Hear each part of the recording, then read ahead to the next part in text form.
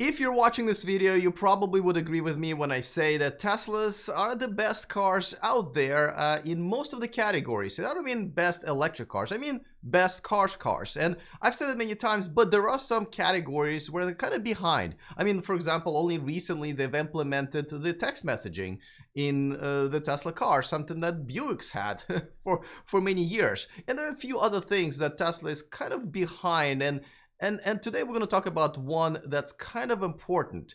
And I'm going to be joined by Tom Moloughney of one of the contributors to InsideEVs and a weekly contributor to this channel, and he is going to explain why the such a big discrepancy in the range, and what you can do to actually realistically estimate how many miles your Tesla has with your current driving habits and conditions. By the way, don't forget that we have many amazing contributors like Tom on this channel. For example, Sandy Monroe is one of our monthly contributors.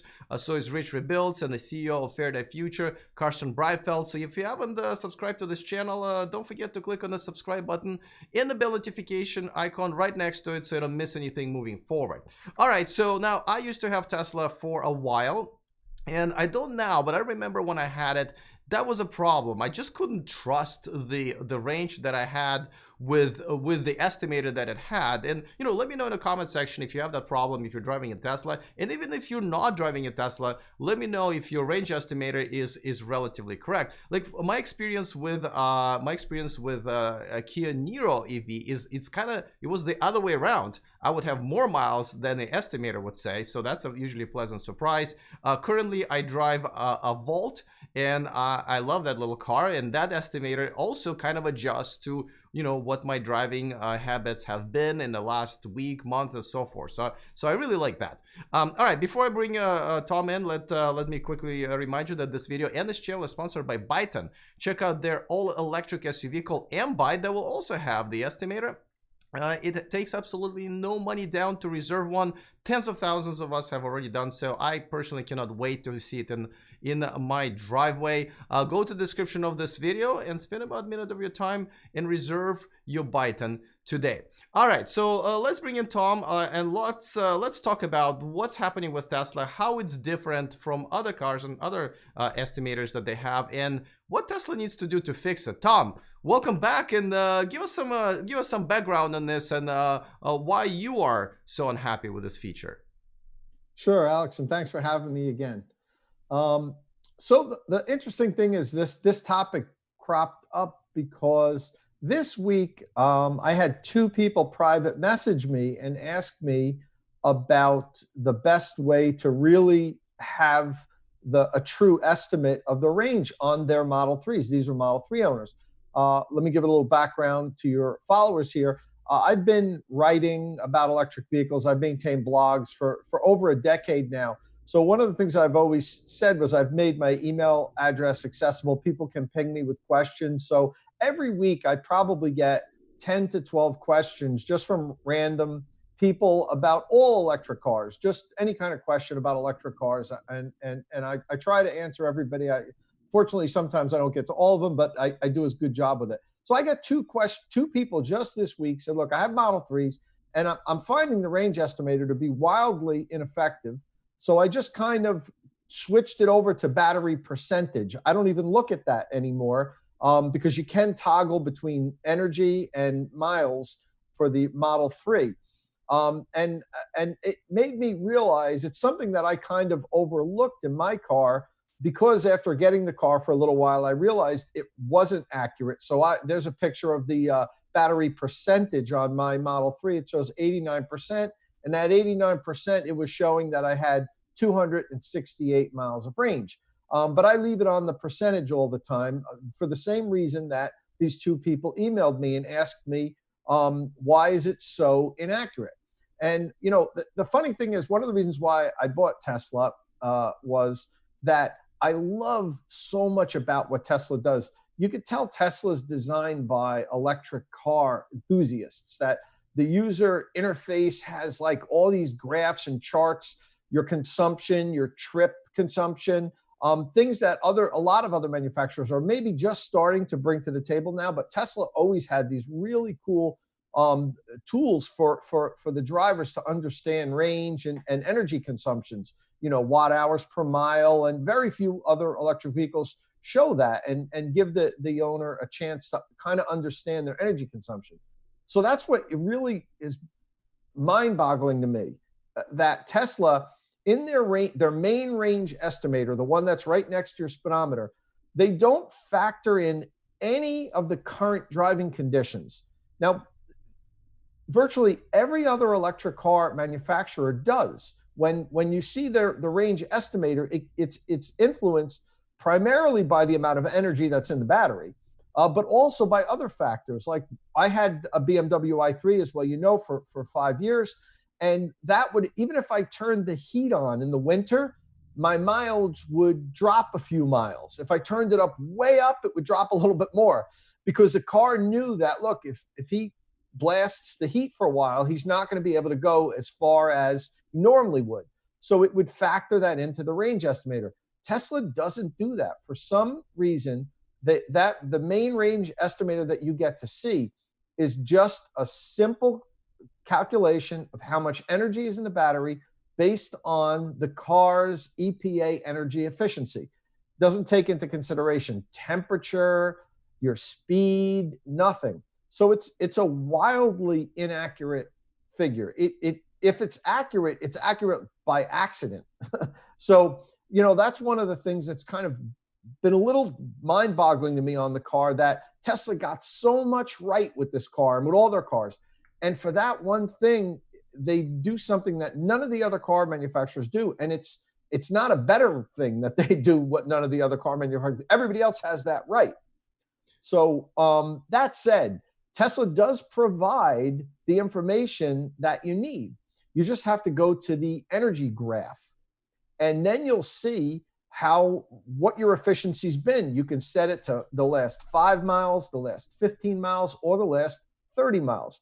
So we have that slide up there, which is a great slide just to show you. That's one example that I snapped recently.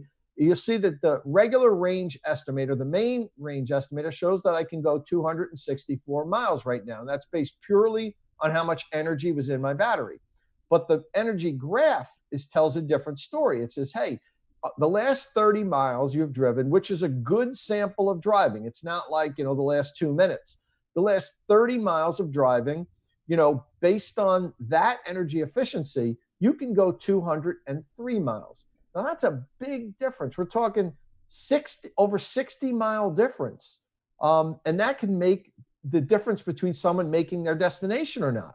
So, in my opinion, Tesla really should change this. And I'm not saying eliminate the range estimator the way they have it now, but they should at least offer another option in the display screen where you can toggle between the battery percentage, the distance based on how they're calculating it now, and then distance based on consumption. Let the driver have that information readily available. I don't want to have to pull out the energy screen all the time and just take a look at it to see what my real range is. So basically, that's what I'm calling Tesla out for. I mean, I love so many things about this car. It's fantastic. It's hard for me to nitpick things that I don't like, but this is it's kind of a big thing, and I really think that Tesla ought to seriously consider changing that around and making consumption-based range available to the driver if they want it displayed. All right. So what you're saying is that, and I remember experiencing this as well, and I'm in California, and I always, when I looked at my, estimated range, I usually would subtract 20 to 25%. Again, here in California. So now, so the trick here is, I mean, obviously, yes, I wish Tesla would fix it. Like, I can understand advertisement, right? They would advertise the PA range, and we'll talk about that in a second. But, a tool that would actually help me, not run out of juice would definitely help. Now, you suggest that people switch to the percentage, right? Or so you know how much percent of battery you have, and therefore you kind of can do it yourself. Or you can switch to that graph that we just showed in a second. There's also a trip graph that they have. Can you talk a little bit about that? Sure. Well, that's also another thing that I love. That's a great tool to help you find what your distance is. But that's if you're on a trip and you're using navigation. So you go into the energy consumption screen, and then you tap the tab on the top that says trip. And what it does is it shows you what your state of charge was at the beginning of your trip, what it should be at the end of your trip, based on, again, your average consumption, not just flat out based on the energy in the battery. So what that'll show you is, as you're driving, the picture I took is actually a poor example because you just see the yellow line. But if I was driving less efficiently or more efficiently, you'd see two lines. One would be what the car estimated I would arrive at, and then the other one would be at my actual path. If I was using much more energy, my bar would be below the bar, that the line that Tesla set, and it would show that you're going to arrive at a lower percentage than what they were guessing you would arrive at. So that's also a super useful tool. Again, kudos to Tesla. That energy graph and the trip energy graph, they're great tools. And also, when you put in a destination in your GPS, in the navigation, it tells you what your energy percentage is going to be when you arrive at the destination. Another fantastic tool. Love it. So Tesla has this information. They know it, but they won't give it to you on the main display. And that causes some confusion. Because, for instance, Alex, I drove up to Vermont last weekend with my Model 3. It was about a 210-mile drive. And so I'm fully charged. It's one of the rare times when I charge to 100%. So I charge to 100%. The car says, I can go 300 miles about when I leave my house. And I set the navigation, and it shows that even after 210 miles, I'm only going to have like 5% left. So the car knows I can't drive 300 miles, but it's still displaying 300 miles on the range estimator. So, it's confusing. You're getting mixed messages. If you're a new electric car driver, you're going to look at that and say, well, in this over here, it says I can go 300 miles, but now over here, it says I can go 223 miles. So that shouldn't be. The car should have one message coming to the driver on how far they can go.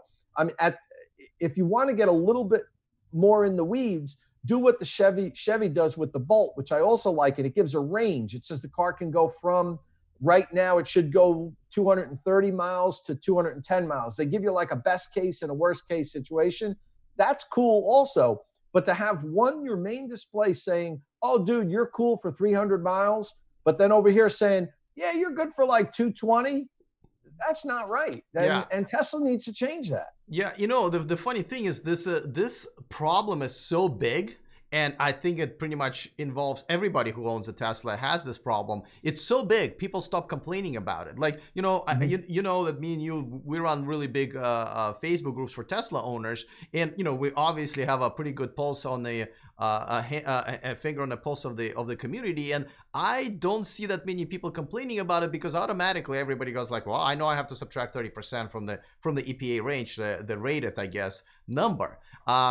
Especially now, it's in the winter here for me.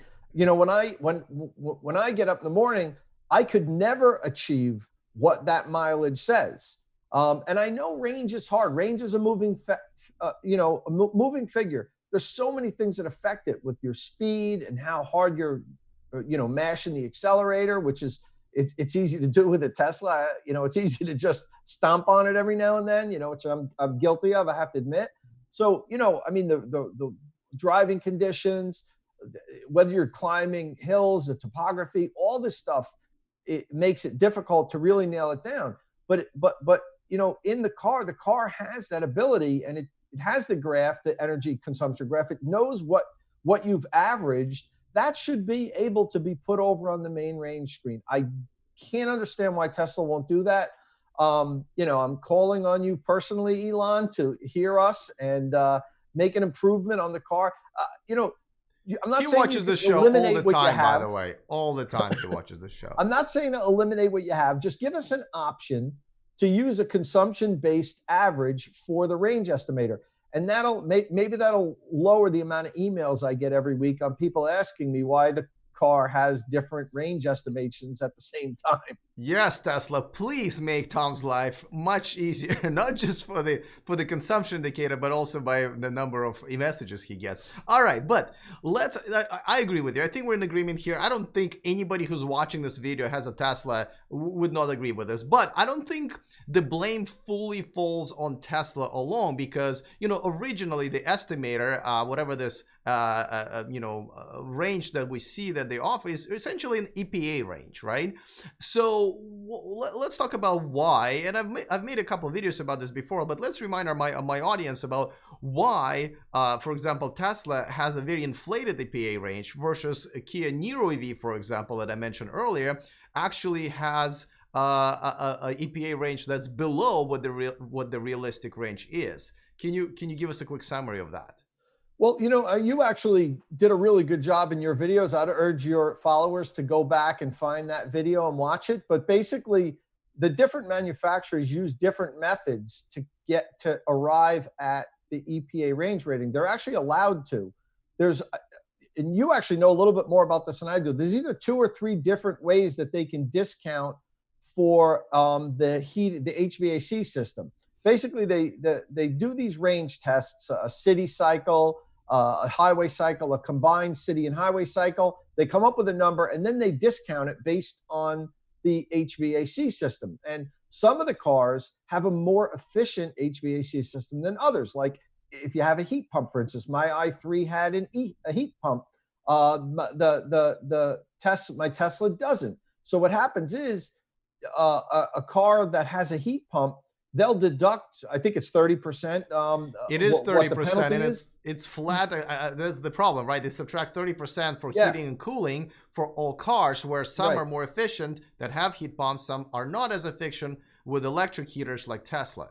Exactly. So that's why the Tesla will be a little bit more affected in the cold weather than some of the other cars. So, there's another reason why you'd really want a consumption-based range estimator based on, your last, choose whatever you want, 30 miles, 20 miles, at least 20 miles, no less than that, just so you can get a really good idea of what the car is actually consuming as you drive. So, there's a number of reasons why you'd want to switch the way Tesla does it right now. Again, like I said, it's kind of maddening because they do so many things so well, and I love the car, but that one simple thing they really dropped the ball on. I don't think you could make a really worthy argument of why it should be the way it is. I mean, I'd like to hear that in the comment section of this video. But honestly, I can't understand why Tesla wouldn't at least allow the owners to select consumption-based range estimator. And I think that would make people feel a lot more at ease, because what they'd be seeing would actually reflect the mileage that they can get. Right now, it doesn't. Yeah, maybe if you live in Southern California and it's 75 degrees and you don't really drive really hard, you're going to comment and say, what are you complaining about? The range is perfect. It's spot on all the time. And that might be the case for you. But I can assure you, if you live in a cold weather area and or if you do a lot of highway driving at 75, 80 miles an hour, you're not going to get anywhere near what the range estimator says. And you have to flick over to the energy consumption screen if you really want to see what your remaining miles are if you're going to make your destination. Yeah, I guess what I'm saying is that while you're tweeting at Tesla and Elon Musk, you should also tweet at EPA so they can change some of their standards that apply to electric cars, because it is obviously setting, pretty much bad standard right now, and makes all of this sort of confusion possible. Well, listen, it can definitely be improved. Yes, listen, I appreciate you talking about it. I know not everybody likes when we talk about Tesla and point out that it's not perfect at everything at all time. But unfortunately, it's not. But I know you're enjoying yours, and I appreciate you coming on and talking about it. Tell our viewers where they can find you for more information and fun stuff that you do and talk about so much as far as electric cars are concerned. Sure. So I'm a regular contributing writer over at InsideEVs, and follow me on Twitter at Tom Moloughney. All right, that's I do actually. It is awesome. Like before you I even see your article or before you come on here, you can definitely tell what you're gonna talk about just based on where you're going and the pictures that you post. I really appreciate it.